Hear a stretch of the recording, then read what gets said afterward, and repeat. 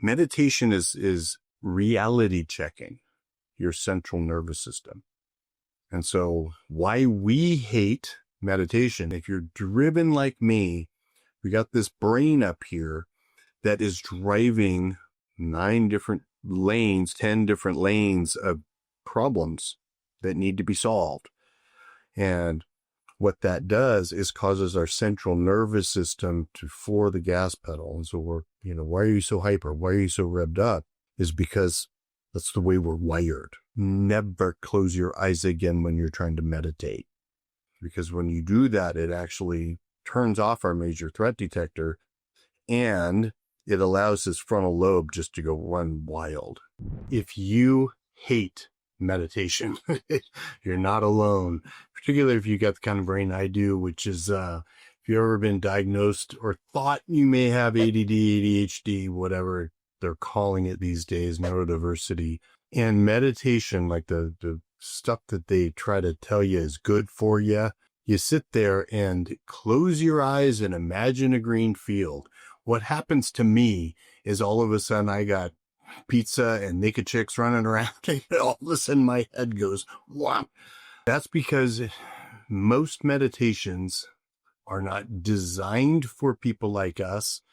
And I do mean most. There are some, and I'm going to tell you about them in this video, and I'll explain why. And that's the more important reason. My name is Dr. Doug Brackmann. I am a licensed psychologist, and I have worked with thousands of ADD, ADHD people. I affectionately call them driven, wrote a book about it. And it is a rebranding, trying to get away from that frickin' word disorder. It is not a disorder. It is the greatest gift in the world. But nothing like meditation will make you aware of how different your brain is. And so I'll briefly review.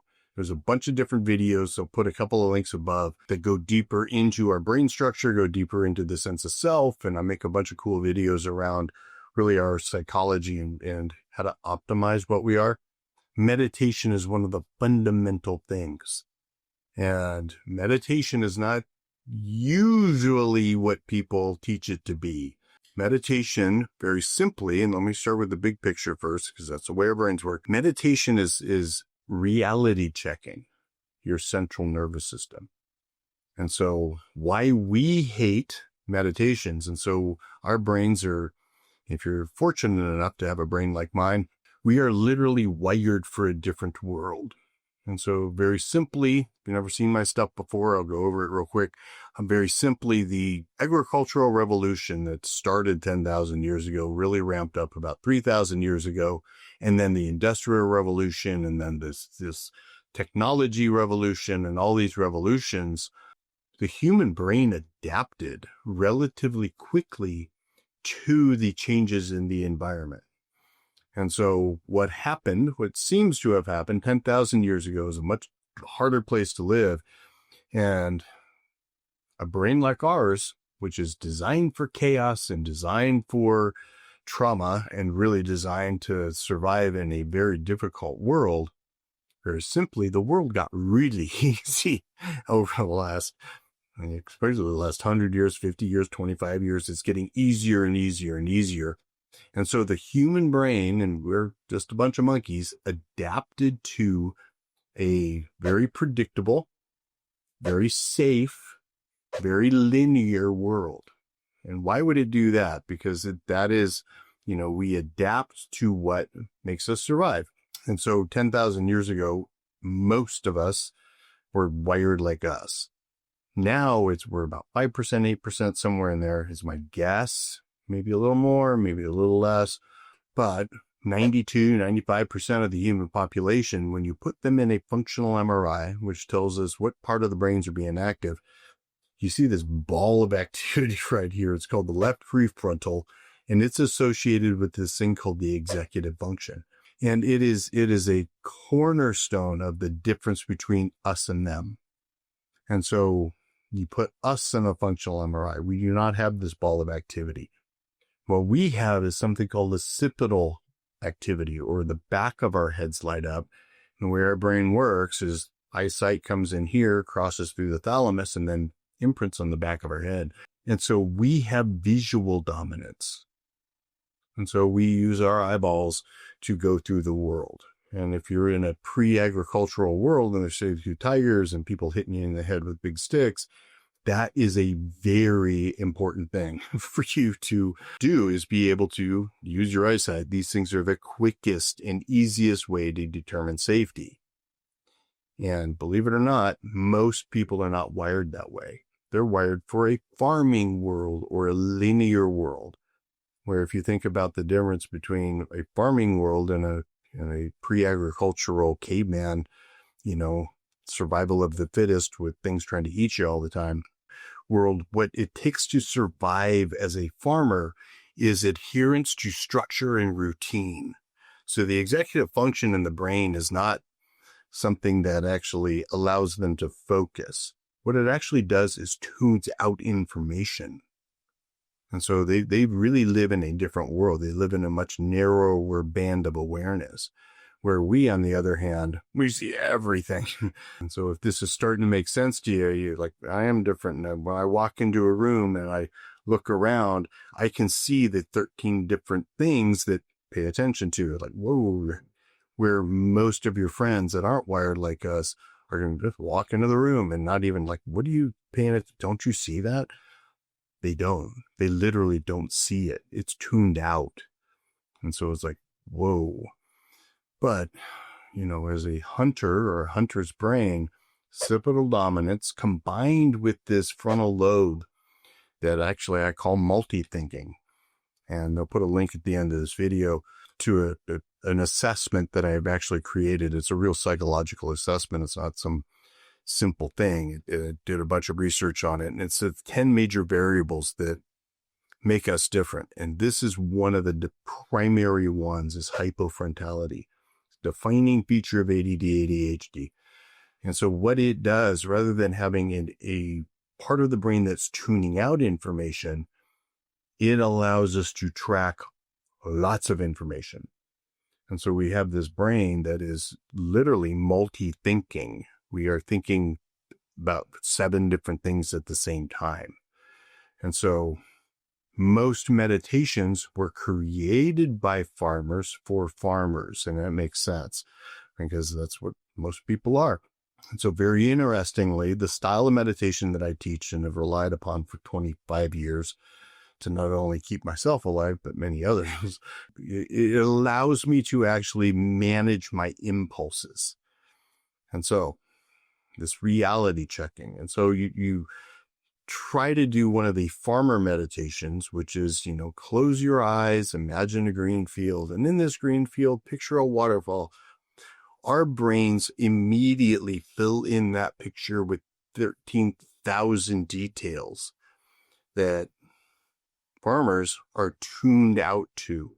They have a very nice clean picture. They have a single thinker or observer watching this picture in their head, where we have this observer watching 8 different movies at the same time.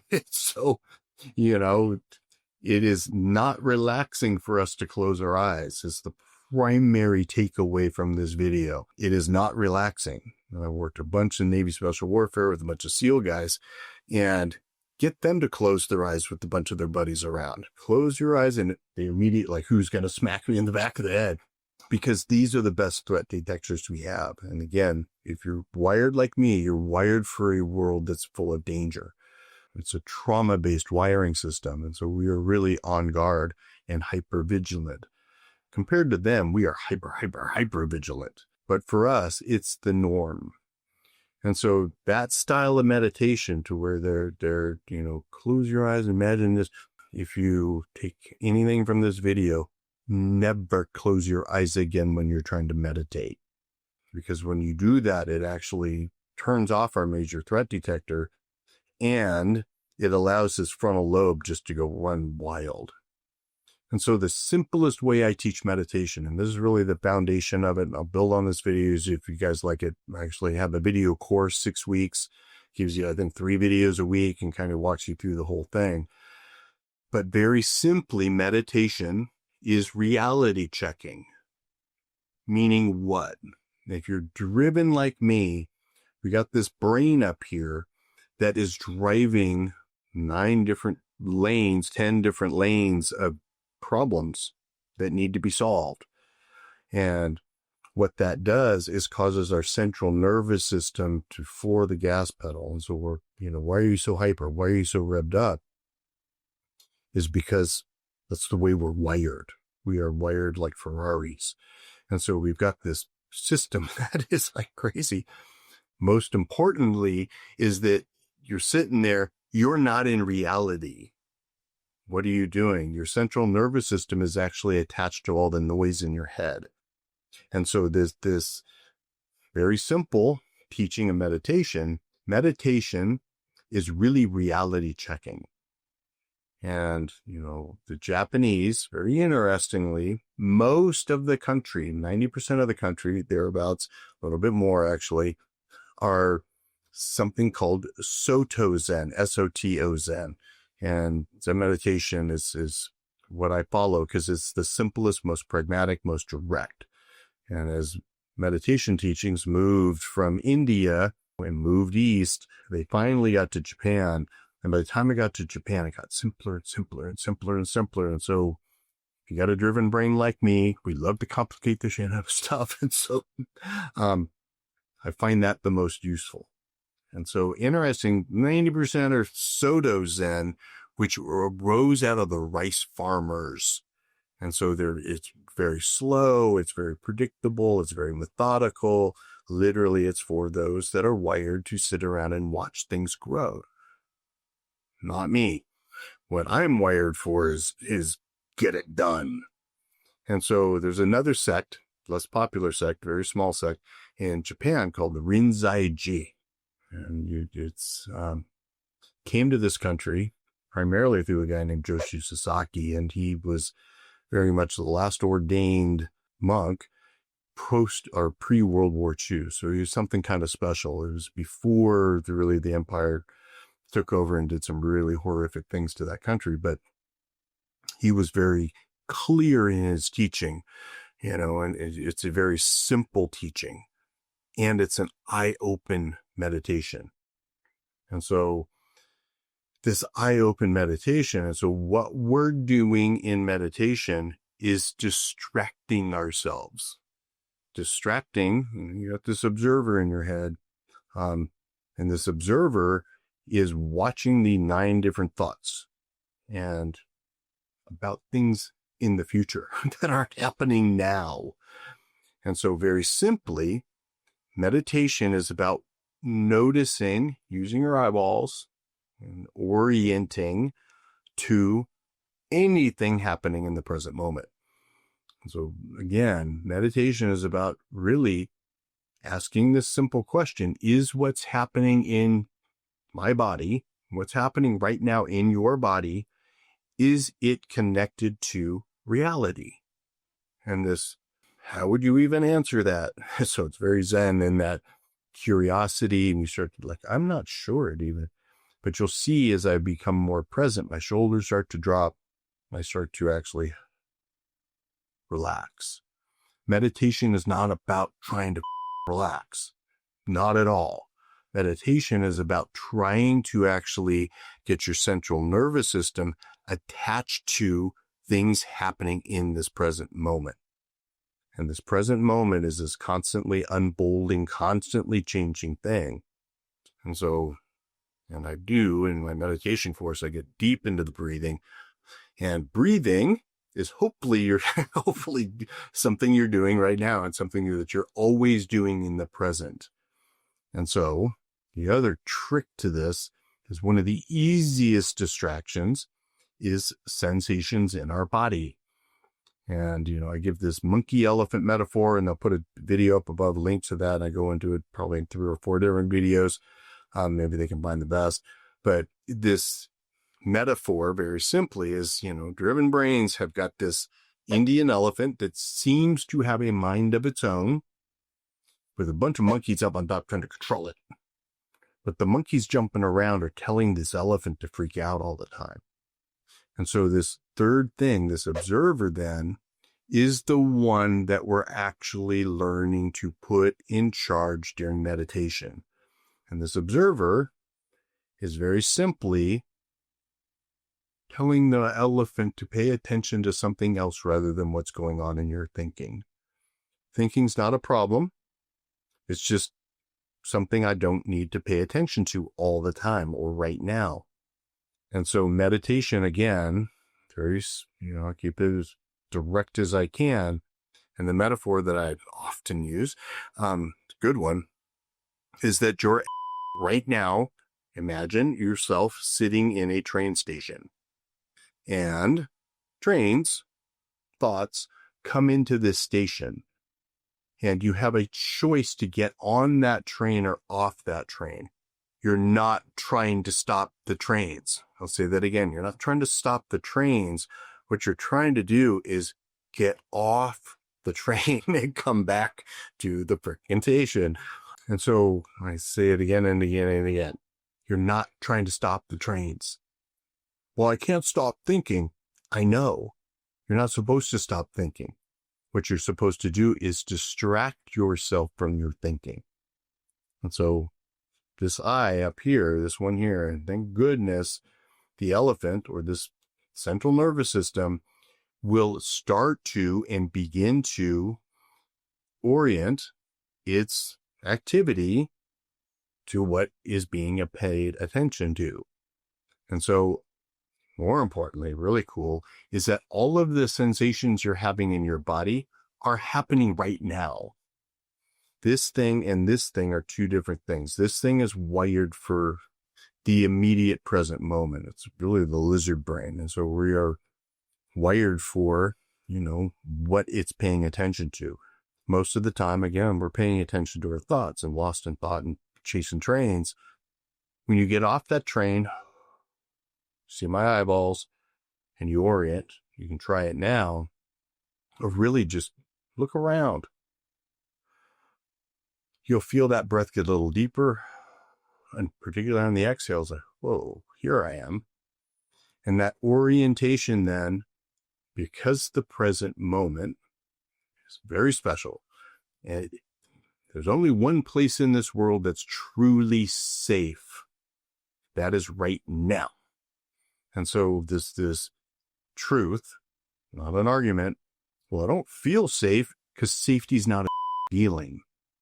What is safety? Safety is a state of being. And in this present moment, 99.99999% of the time, you're safe.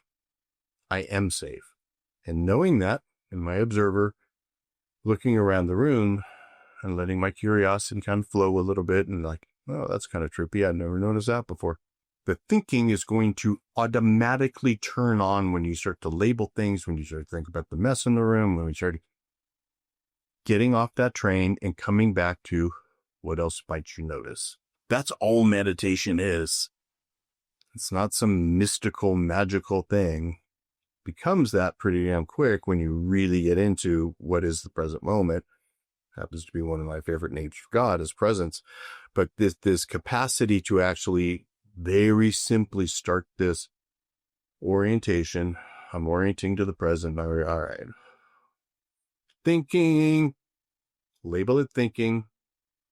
What else am I noticing? A byproduct of doing that, you'll start to actually calm down. So basic primer for meditation. I'm going to follow this up with some deeper ones and a couple of follow-up videos to this. That sense of self video is probably one of the best. If it goes into monkeys and elephants and how we construct this identity and all this, the solution for all of that, particularly the being and time video, and I'll put the link in, watch that next. If you're questioning whether you're driven, if any of this stuff rings true about your multi-thinking and those things, come to my website or the link for the assessment, direct link. We kind of made it easier on you, is Am I Driven? And it's a link right below. Click that. It'll take you right there. Enjoy the next video.